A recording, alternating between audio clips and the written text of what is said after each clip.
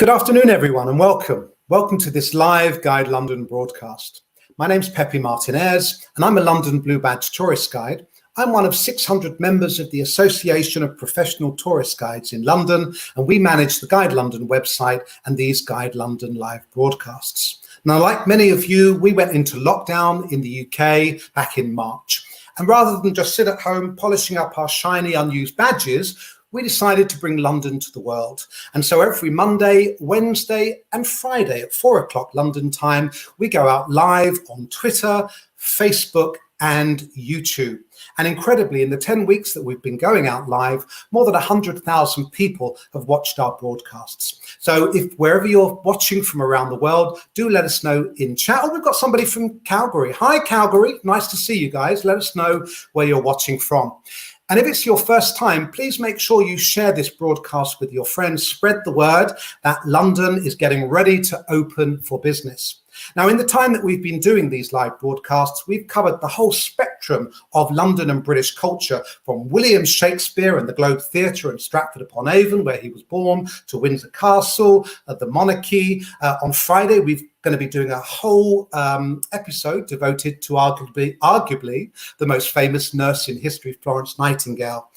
But I'm very excited and proud to announce today we're taking it to the next level, because today we are announcing the Guide London live tour experience on our website. And so to launch that experience, we would like to invite three of my colleagues to join us today, and they're going to give you a little taster, a little smorgasbord, a little sample of 3 different virtual tour experiences that you'll be able to book on our website. Oh, we've got somebody in from Norway. Hi, Norway. Greetings from Liverpool. Hi, Liverpool. Hi, Brasilia. People from all over the world. Thank you for watching. Now, without further ado, I'll introduce you to my lovely colleague, Simon Whitehouse. Good afternoon, Simon. Hello there, Pepe. Hello, everyone. What are you going to be showing us today? Well, I'm delighted to be able to take you on a virtual tour of the National Gallery this afternoon.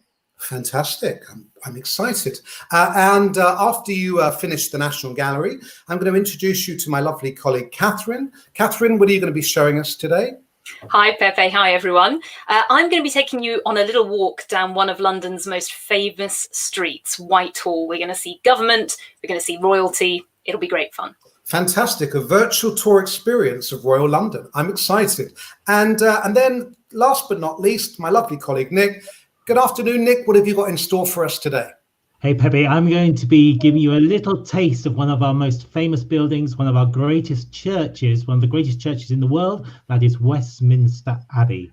So, fantastic. One of my favorite places to guide, and I'm sure our visitors from all over the world will be feverishly waiting to see what you have to offer us today. So we'll say goodbye to Katherine and Simon. I'm going to share my screen with, and Nick, and I'm going to share my screen with Simon now. Over to you, Simon. Ladies and gentlemen, Simon Whitehouse with a virtual tour experience of the National Gallery. So a very good afternoon, ladies and gentlemen. I'm delighted you can join us on this virtual tour of the National Gallery. The National Gallery is one of the greatest collections of paintings anywhere in the world. And in many ways, seeing them virtually is an enhanced experience. And what we're going to do is we're going to start by having a flyover view of where the gallery is located. So I revved up the helicopter engines yesterday and took out my video. And what we can see from the air is Trafalgar Square in the middle of the image. And Trafalgar Square is in the exact centre of London. All distances are measured to Trafalgar Square. You can see there's a white stone column just in the middle of the screen. Now that's Nelson's column at the south end of the square. And now as we come round, just over to the right, you can see the National Gallery building, and it covers the area of several British football fields. You can see the central dome there in the middle, and we're just panning around. And I just want you to notice as we come round, the gallery now is on the left-hand side, and you can just see in the upper left-hand corner a beautiful church with a spire. That's St Martin in the Fields Parish Church, another wonderful building. And you'll notice that the gallery is set back slightly on the north side, in fact, to allow the view of the church. It was designed for that reason. So that's our little overview of Trafalgar Square. That's to give us an orientation where the gallery is located. And now I'm going to talk a little bit about the beginnings of the National Gallery. So there's a view from the south end of Trafalgar Square, and the building that you see today, where the collection is housed, was designed as a purpose-built building between 1832 and 1838. And the architect was a man called William Wilkins. And he was a neoclassical architect. He was very much influenced by architecture, particularly from ancient Rome and from Greece. And he also designed another building in London, which is the University College building, part of the University of London. And it's hard to imagine as you look at the building today, that originally it was just 5 rooms. And so the gallery has expanded in a very large way since 1838. If we move on to the next image, this actually takes us to the origins of the National Gallery's collection. So although the collection is housed in that building on Trafalgar Square today, it began, in fact, a little earlier. So we were quite late in terms of getting a national art collection off the ground in Britain. In 1824, a group of art enthusiasts convinced King George IV to convince the House of Commons to raise £57,000 to purchase a private art collection of 38 of the greatest paintings in the world. And they were owned by this man that you see in the image on the left. And his name is John Julius Angerstein. And he was a Russian emigre who made a lot of money in finance, and he'd acquired this collection of 38 paintings. He had died, and his collection was up for sale. So we bought the collection for £57,000. And for the first few years, the paintings were housed in this building, which you can now see up on the screen. And this was Mr. Angerstein's townhouse, 100 Pall Mall, which in fact is just to the west of where the gallery building is today. And that was absolutely fine for a few years. The paintings were accessible, free of charge, but people complained that, you know, this house was getting a little bit crowded. And, you know, people said, you've got all these wonderful buildings in Paris, like the Louvre, and you've got the Prado in Madrid, all these great art galleries. We need a purpose-built building. And so House of Commons was approached again, and they gave the funds to build the beginning of the National Gallery building that we know today. And there's that lovely view of the portico, so the section with the triangular section and the columns at the front, and that lovely neoclassical dome, and that lovely view of St. Martin in the Fields Church, which we can still see because they set the building back in the design. So this is a map of the inside of the National Gallery. Now the collection today has 2,300 paintings. It's actually quite small compared to lots of other European collections, but what it lacks in quantity, it certainly makes up in quality.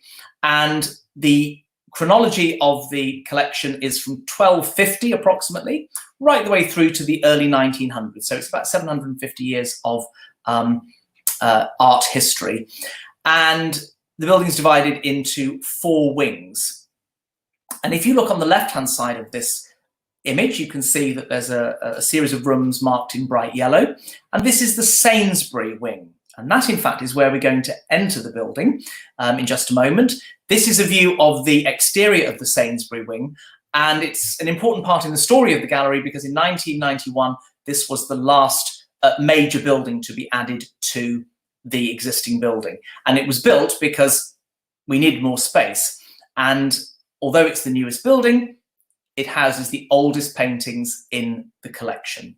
And the money was raised by the Sainsbury family of the grocery store chain that we have in Britain. So we're going to go into the Sainsbury wing now. And the architecture of the Sainsbury wing is really very simple.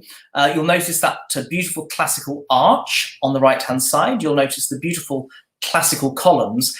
And the idea of the Sainsbury wing is that it's as if you're entering a church or a chapel in Renaissance Florence, perhaps in the late 15th, early 16th century.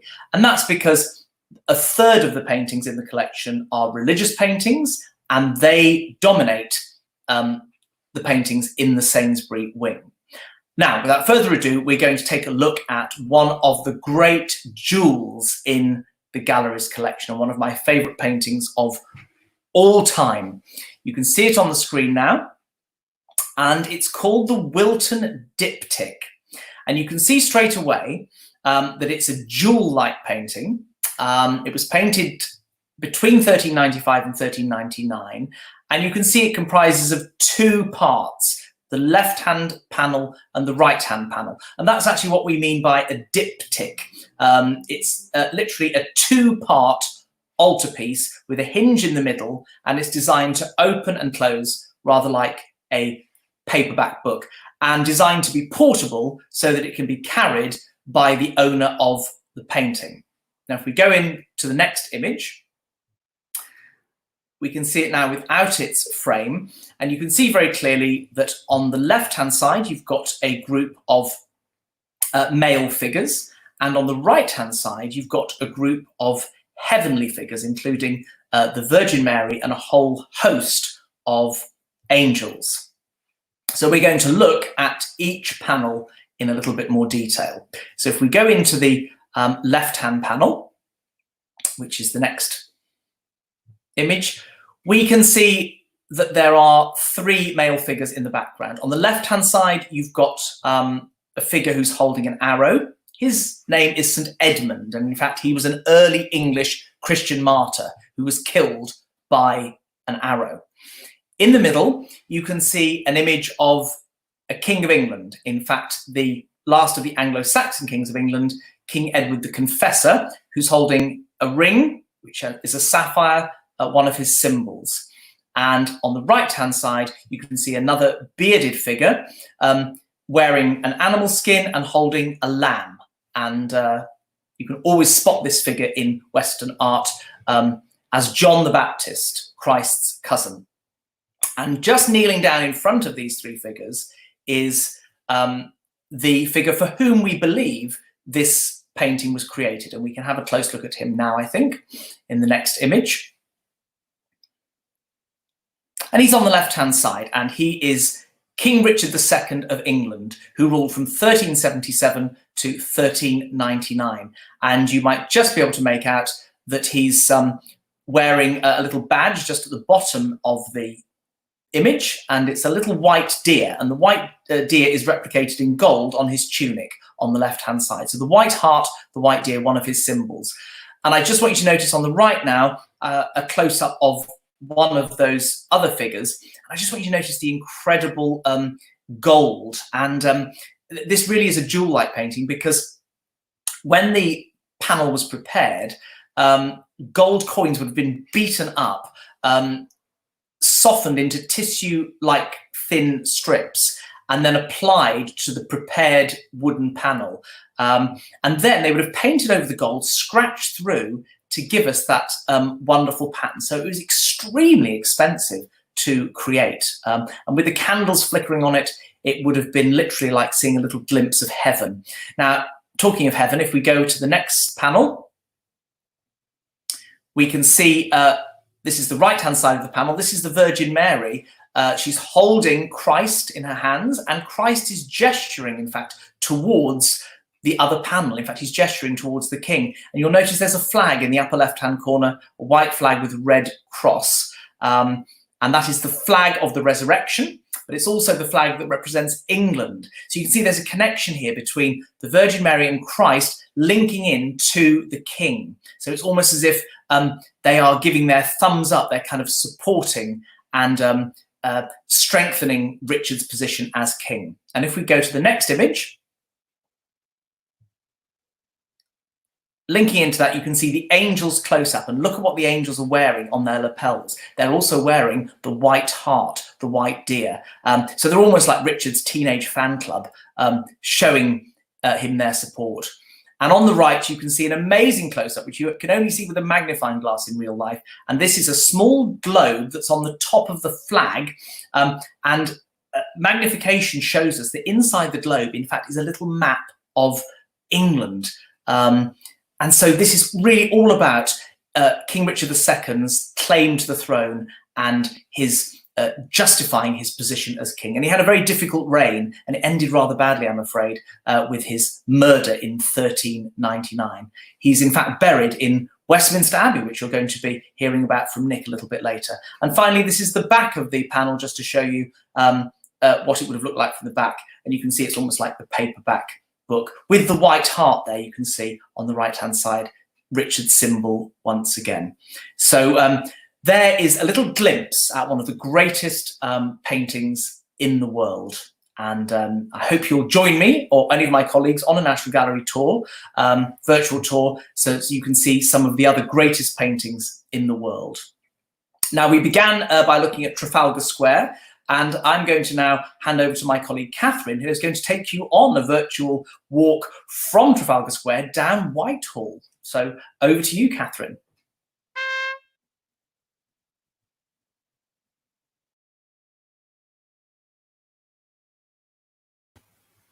Hello, thanks very much, Simon. Here I am, and here we are in the street of Whitehall, which, as Simon says, connects Trafalgar Square to Parliament Square, which is home to the Houses of Parliament and Westminster Abbey.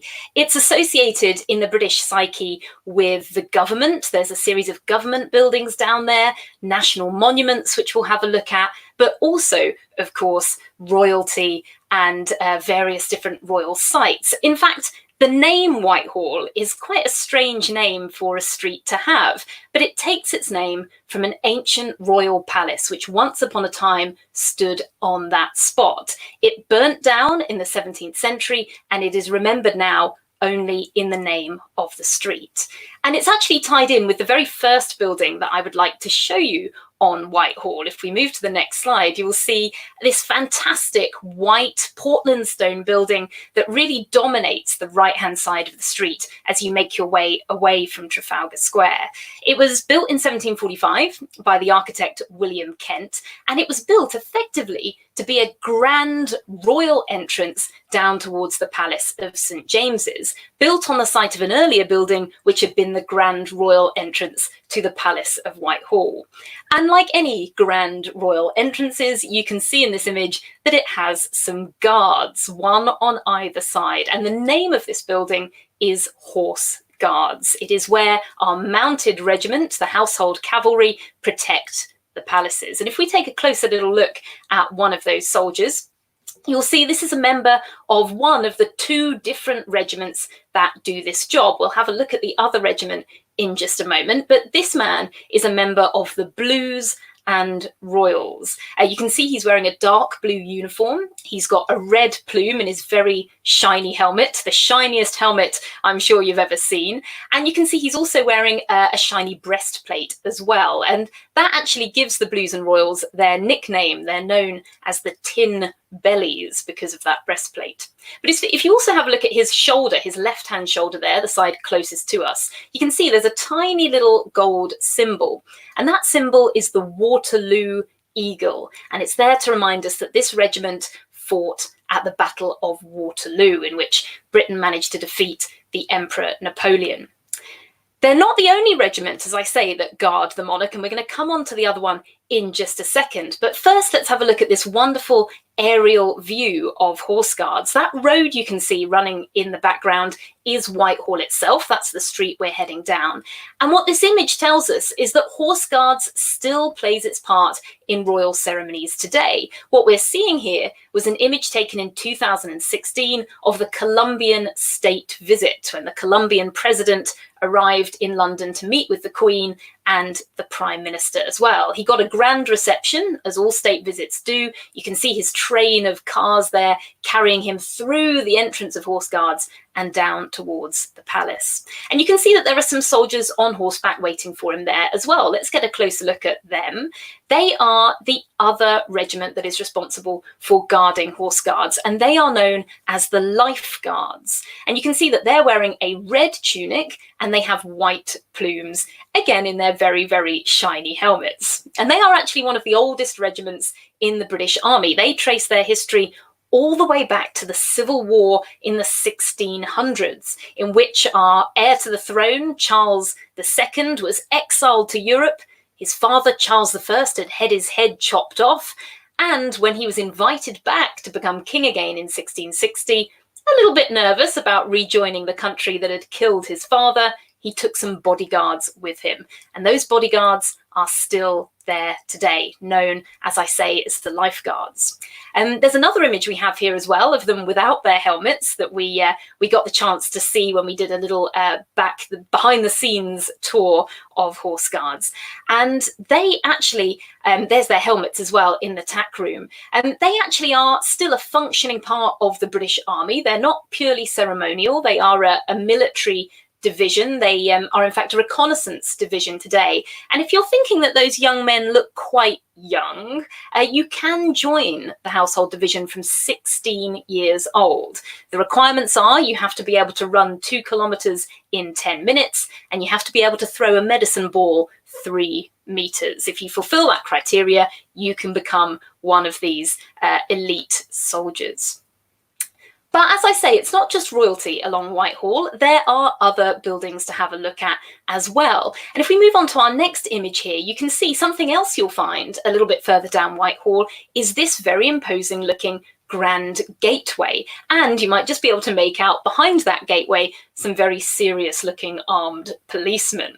They're looking very serious because they're guarding a very important building. That street is Downing Street. And if you were to walk all the way along that street, you would come at the end to this front door, number 10 Downing Street, known to most people in the UK simply as number 10. It is the home of our Prime Minister, the person in charge effectively of our government. And it's been the home of the Prime Minister for as long as we've had a Prime Minister, effectively since around 1732. But it's not just home to him and all of his important advisors, it's also home to the little figure that you can see sitting on the doorstep there. And if we get a closer look at this particular important member of the Downing Street staff, you'll see that he's a little cat by the name of Larry. He has an official role within the government. He is the chief mouser to the Cabinet Office, and he's actually one of several cats that live along Downing Street and Whitehall. There's also Palmerston, who is the Foreign Office cat, and Gladstone, who is the Treasury cat. And Palmerston and Larry in particular tend to get into a few fights and scrapes. Larry is now 14 years old. He's getting on a bit, but unlike many elderly people, he does have a Twitter account. So you can follow him at number 10 cat on Twitter if you'd like. But let's move away from politics and Downing Street to a monument of national significance. And what you can see here is a structure that stands in the centre of Whitehall as you approach Parliament Square. It's known as the cenotaph, and cenotaph simply means empty tomb. If you have a look at the side of the structure, you can see there's a carving of a memorial wreath there, and at the top, the very top of the structure is designed to look like a coffin.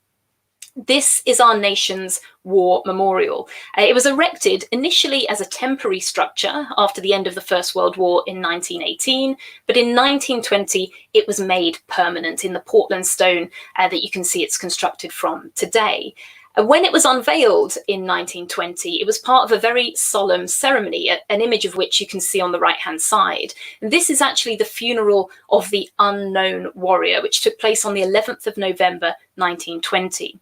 Many, many, many men lost their lives in the First World War and were so badly injured that they were impossible to identify. So at the end of the war, it was decided that as a symbol of their sacrifice, one man, an anonymous man, would be taken from the battlefields of France and would be given a state funeral as a sign of the respect that the nation held him and his sacrifice in. The cenotaph was the focus of that ceremony, and it is the focus of our national mourning today. Whenever we have our Remembrance Day, Remembrance Sunday, which is the Sunday closest to the 11th of November every year, that is where the nation congregates to commemorate these tragic events.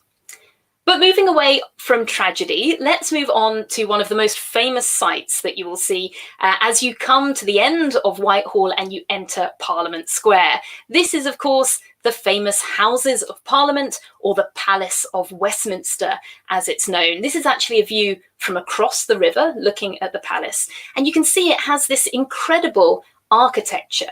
Now, this building is not as old as it looks. It was built in the 19th century after a great fire destroyed the old building in 1834. But it was built in what we call a neo-Gothic style. It was built to be in sympathy with some of the older buildings in the square, and we're going to see one of those older buildings in a few moments' time. The most famous part of this structure, though, is, of course, that tower on the right-hand side. That is the clock tower. And the clock tower is officially known today as the Queen Elizabeth II Diamond Jubilee Tower, but it's known to most people here in England and around the world as Big Ben. And if we move to our next image, I can tell you a little bit about what Big Ben is.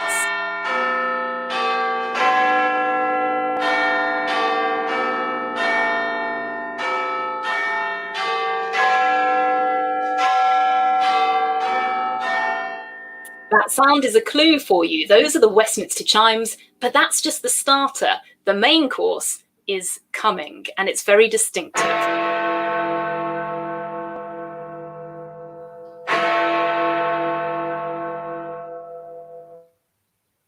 And for any British people watching, that sound might well have brought a little bit of a tear to the eye, because Big Ben, and there's a picture of it, it's an enormous bell, 13.5 tons, that hangs inside the clock tower, is an iconic sound for the people of this nation. It's a sound that unites us and that has brought us together in times of strife.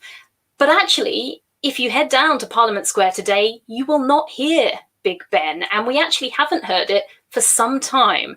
And this is the reason why.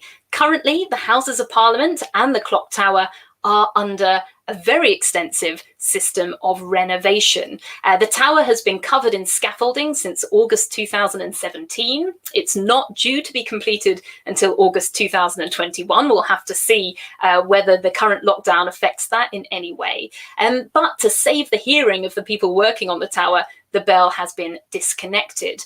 We still connect it for important national moments like celebrating New Year's Eve and commemorating Remembrance Sunday, which we just talked about. But for now, it's silent. The renovation is actually taking apart many of the different elements of Big Ben, cleaning it, repairing it, putting it all back together. And one of the things we've discovered as part of that process is that if you look at the image on the left-hand side, the clock face looks white and black.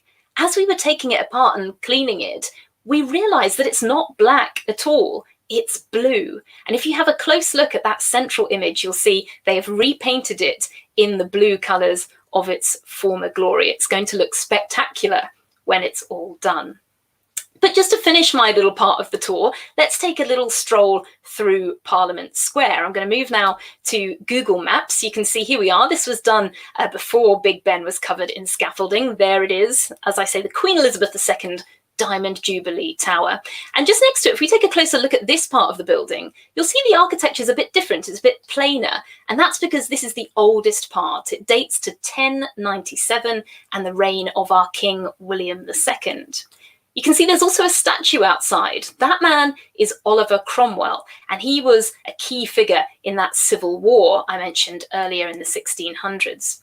If we go a little bit further along, you can see there's that neo-Gothic architecture I was talking about. Look at that architecture. And then as we spin around, look at the architecture of the building opposite. You can see they're very, very similar, but almost 400 years separate those two buildings. The Houses of Parliament was built to be in sympathy with that structure, which is the Lady Chapel of Westminster Abbey. And I'm going to pass on now to my wonderful colleague Nick, who is going to tell you more about that incredible church. Thank you, Katie. Thank you very much. I'm indeed going to tell you a little bit about what you could expect to see if you came on a virtual tour of this building, Westminster Abbey. And the advantage of coming on a virtual tour is you can go places you could never go in person, like this wonderful aerial view, which gives you a good view of this wonderful church. It is, of course, a church. To give it its proper name, it's the Church of St. Peter, the Collegiate Church of St. Peter at Westminster. We all know it as Westminster Abbey because that's how it started over 1,000 years ago, when a community of monks set up an area beside the River Thames where they built a community to worship God. Now, most of the building we can see dates from the 13th century, finished around about 1250 under the auspices of King Henry III, one of our great builder kings, responsible for so much a wonderful architecture in London, and built in the new Gothic style. If you look at the church, look at the large pillars of stone along the side of the building. If you look carefully at those pillars of stone, you can see the arms coming out of the top, the arms of the stone holding up the rest of the building. They're known as flying buttresses, a very important element of Gothic architecture, and one that allowed cathedrals and churches to be built much, much taller, much, much grander than they ever were before. So let's have a look at exactly where Westminster Abbey is in London. This is a map of central London. You can see Westminster Abbey, that little red dot right in the centre, not far from the River Thames. Look at the River Thames going right through the city, flowing from south to north here because the river twists and turns as it goes through the capital. This is a much closer view. This is the central area of Westminster. The Palace of Westminster, Houses of Parliament with Big Ben that Katie's just been telling us about, that's on the right-hand side of this image. The original palace built by King Edward the Confessor, who Simon told us about in the Wilton diptych. And on the left-hand side, we have the Abbey at Westminster. And let's have a look at the western front of the Abbey. Now, the Abbey, I say most of the building that exists there today was built in the 13th century, but over the years, many additions have been made to the Abbey. Even now, there is an addition going on to build a new visitor centre along the side of the Abbey that's going to punch a hole through that 13th century wall to let you into the Abbey. This, what we can see now, the western end of the Abbey, is perhaps the most important change to the Abbey over its years. For this was added in the 18th century. This whole west end of the Abbey was rebuilt under the instructions of the architect Nicholas Hawksmoor. Hawksmoor was an apprentice of Sir Christopher Wren, and Sir Christopher Wren was one of London's greatest architects, responsible for that other great church in London, St Paul's Cathedral. Look at the two towers. You can see the towers of Westminster Abbey, and behind the Abbey, you can see one of the towers of the Houses of Parliament. So that's just how close the two buildings are. You've probably seen Westminster Abbey on the television many times. There's many royal events have taken place there. Who can forget 2011 when Prince William married Katherine Middleton? Here the two of them are exiting the church by that great west door, the door we're going to go in through in just a moment, the newly created Duke and Duchess of Cambridge. Turn the clock back 60 years, we have the wedding of Her Majesty the Queen, William's grandmother. She married Philip Mountbatten in the Abbey in 1947. So they, quite remarkably, are in their 73rd year of marriage. The Queen, of course, is 94 at the moment.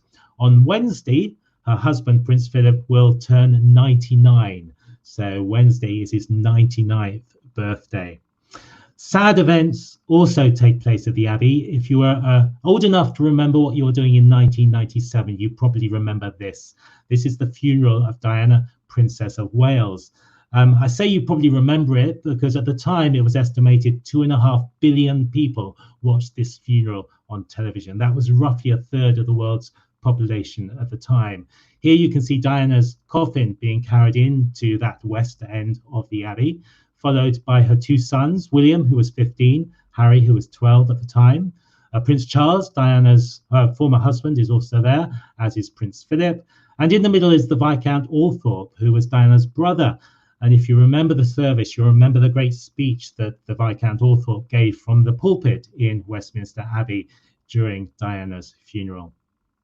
Now, the advantage of a virtual tour is we can get really up close to the building. So let's have a look in detail at the front of the Abbey. This is one of the towers. This is the north side tower, and it's the one that houses the clock. The clock's very unusual. It's a little confusing when you look up at it because it only has one hand. It only ever has had one hand since it was created in 1738. The reason was because in those days, accurate timekeeping was not that reliable. And quite frankly, people didn't need to know the exact time to the nearest minute. They needed to know roughly what time of day it was. So most clocks were made just with one hand, including this one on the front of the Abbey. Let's move down the front of the Abbey. And halfway down, we come to this row of shields representing different aspects of people who've got interests in the Abbey. Right in the centre, we have the royal coat of arms. We can have a closer look at that. This is the coat of arms of King George II, who was on the throne when this west end of the Abbey was completed.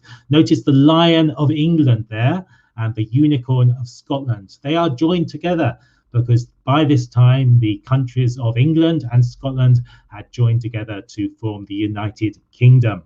Notice the chains around the unicorn. Now, some people might have you think that this shows that Scotland is shackled by England and held back by those chains around the unicorn. In fact, the chains go back a lot longer than the United Kingdom and the formation of the Union. Unicorns are always shown chained up like that because the unicorns are a very dangerous animal, and it was said that Scotland was the only country that could tame the unicorn. Let's move down a bit further, and we have the Great West Door, the door that is seen most often of people coming into the Abbey. Whenever you see the Queen arriving at Westminster Abbey for any royal wedding, this is the entrance that most people will use to go into the Abbey. We're going to go into the Abbey in just a moment, but before we do, I want you to look up above the door to that row of statues just above the door. Now, I said there's always changes going on to the Abbey, and this was one change that was made as recently as 1998. This row of 10 statues placed above the door, and they represent the modern martyrs. Here's a closer look at them. They're 10 people who sacrificed their lives for their religion in the 20th century. They're people from all around the world. So there's male, there's female figures, there's children, there's adults, and they're people from all different continents on earth. And they represent all of those who lost their lives for their Christian faith during the 20th century. Some are very famous, some not so well known. I'm going to give you a little idea by talking about 3 of them. One very famous man, that's probably the most famous person on there, is the gentleman in the middle. There he is. He's an American, and he is Dr. Martin Luther King Jr. He was assassinated or murdered in Memphis, Tennessee in April of 1968. So he has his place on the front of the Abbey. Next door to him, we have a female figure, a member of the British royal family, no less. This is the Grand Duchess Elizabeth of Russia. She was a granddaughter of Queen Victoria. She was a great aunt of Prince Philip, our current Duke of Edinburgh. She married into the Russian royal family, had a very privileged life until her husband was assassinated in 1905, at which point she turned to religion. She founded the Martha and Mary Center in Moscow, and she herself was murdered during the Bolshevik Revolution of 1918. The final figure I'm going to talk about is probably the saddest. It's this young girl here. And let's have a closer look. This is Mashe Masemola.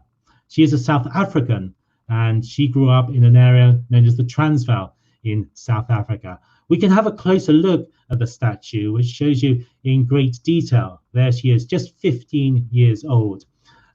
What happened was she grew up in a very remote area. She got very enamored with missionaries who traveled to her area of South Africa and then started attending their meetings. Now, her parents were very unhappy about this. They forbade her to go to the missionary meetings. They beat her, but she still went. So one day in 1928, her parents took her out into the remote area of the bush and they murdered her, and they buried her under a rock.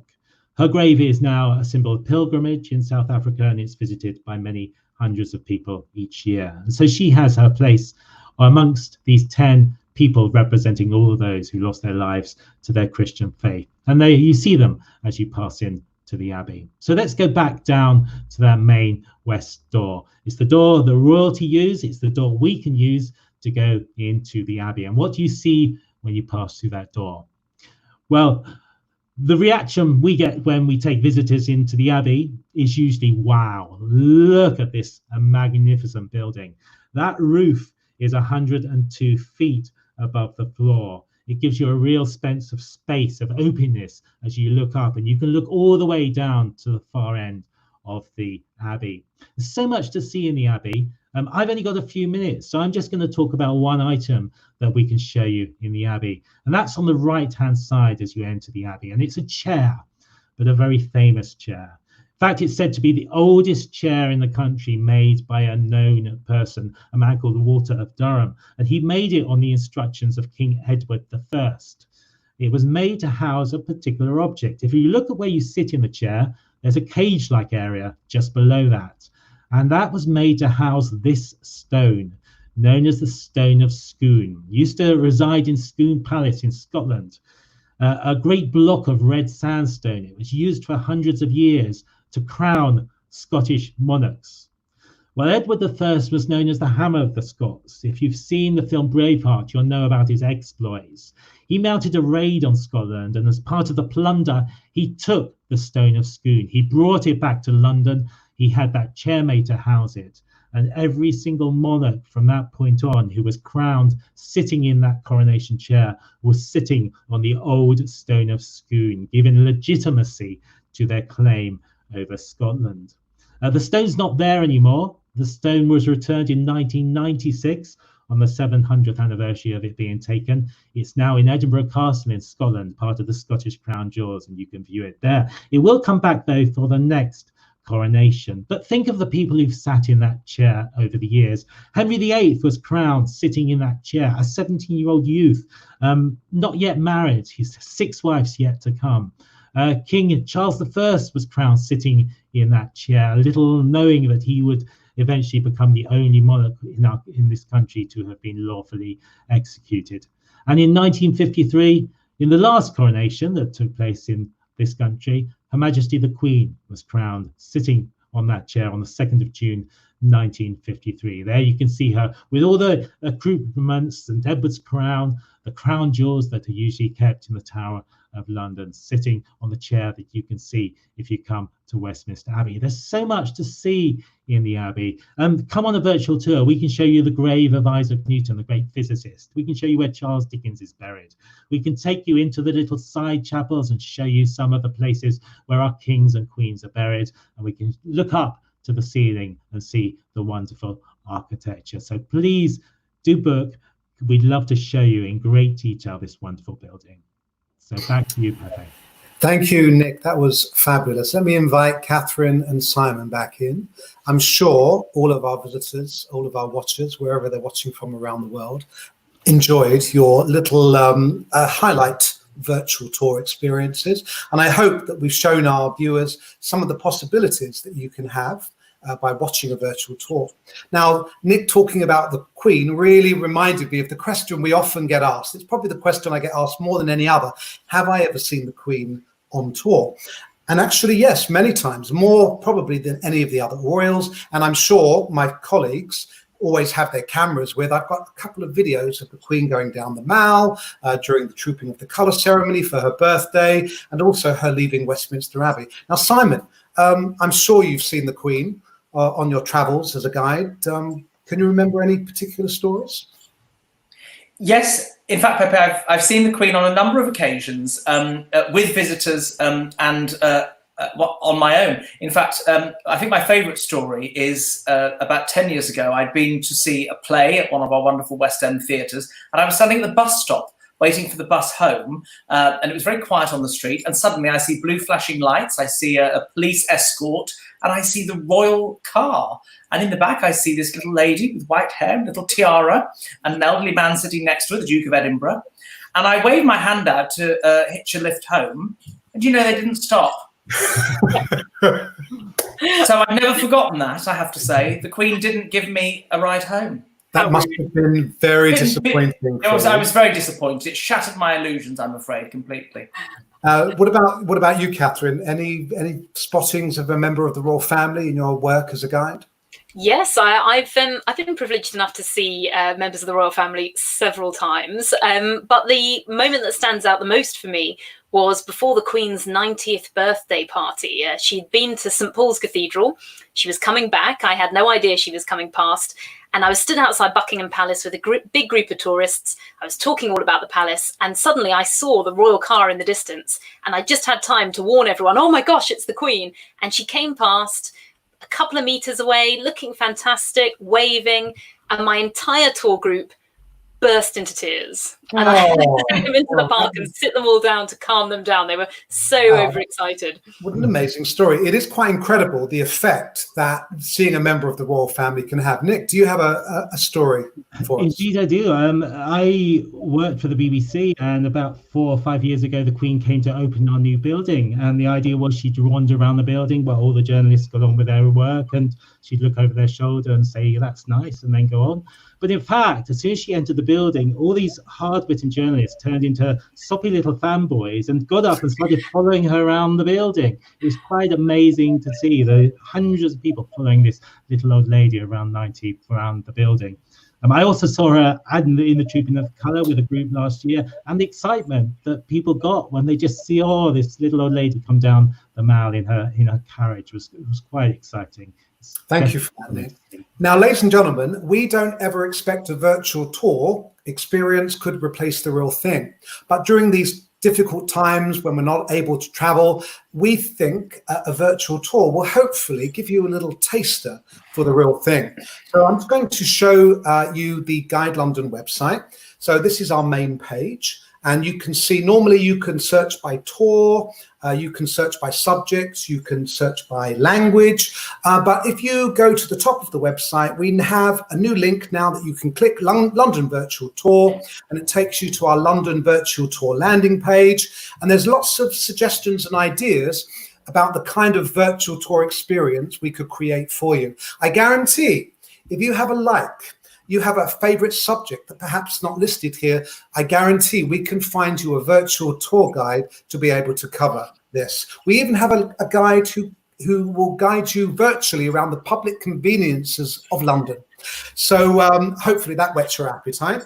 Also a little bit about why we think a Blue Badge tourist guide is the best kind of person to lead a virtual tour for you. And then at the bottom of the form, you've got an opportunity to fill in the date of the tour you'd like, try and be flexible with your dates, of course, make sure you put your name in, and also some special requirements. Tell us the kind of tour that you would like to try. Now, we think these kind of tours will be very popular, particularly with groups, women institutes, scouting groups, cub groups, soccer teams, perhaps, who are planning on coming over to London. How about having a Royal London tour? You won't see the Queen in person, but I guarantee most of our guides have got video clips of the Queen riding down the Mall, waving, and the crowds cheering and singing Rule Britannia. So, ladies and gentlemen, fill in your special requirements, and then that will go to Guide London Towers, and you should have a reply within the hour for a London tourist guide taking you on a virtual tour experience of London. So I'd like to thank Simon and Katherine and Nick for joining us today, giving us a little bit of a highlight to what London has to offer. And thank you for watching. If this is your first time watching our live broadcast today, please spread the word, share these broadcasts with your friends, and tell them that you can now book a virtual tour experience with Guide London. Enjoy the rest of your day, ladies and gentlemen. Stay well, and thank you for watching.